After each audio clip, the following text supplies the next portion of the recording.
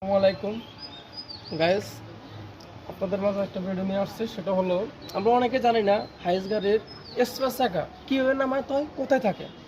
আমরা যারা নতুন ড্রাইভার আছি, শিখতেছি, গাড়ি চালাবো, সামনের দিকে দেখা যায় একটা চাকরি নিলাম, এখন স্পেস চাকা আমি খুলতে পারবো না, কোম্পানির সামনে একটা ঝামেলা। তো সে বিষয়ে একটু কথা বলবো, তোমাকে দেখাই দিব। পুরো ভিডিও দেখতে থাকুন, আমি কমপ্লিট করতেছি। আর যারা আমার ভিডিওতে নতুন আছেন, দেখতেছেন, নতুন করে লাইক করবেন, শেয়ার করবেন, এমনকি ফলো দিয়ে সাথে থাকবেন, সাবস্ক্রাইব করে রাখবেন।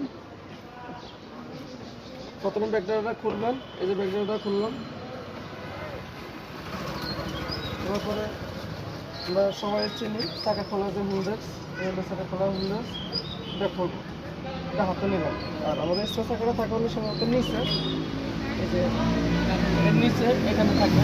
চাকাটা একটু দেখা দেন, এই যে এই হলো স্পেস চাকা। তো